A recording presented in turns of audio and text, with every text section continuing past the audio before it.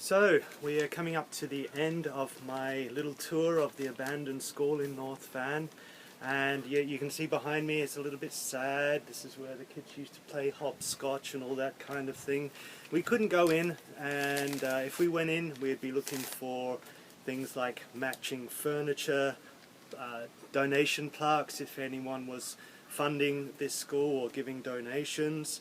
We'd be looking at the walls, if there's any artwork on the walls that the kids have put up on the walls, or if it's just a plain corridor sort of corporate setup, you know, that kind of thing, if they allow the kids to showcase their work. Also, what else would we be looking at here? Bulletin boards as well, maybe if it's a education through occupation type of school, or if it's geared towards the working class kids.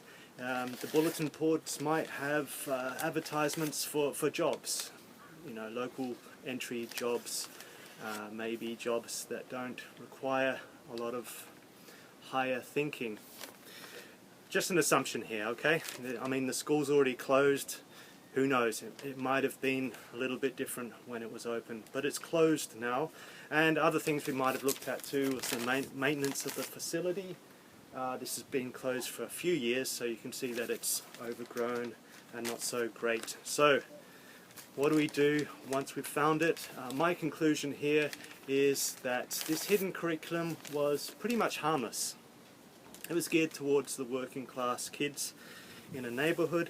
It was harmless, and if I got a job here I would just probably maybe change my teaching style a little bit. I wouldn't be doing so much of the critical thinking. It would be more of the conveyor belt type of teaching.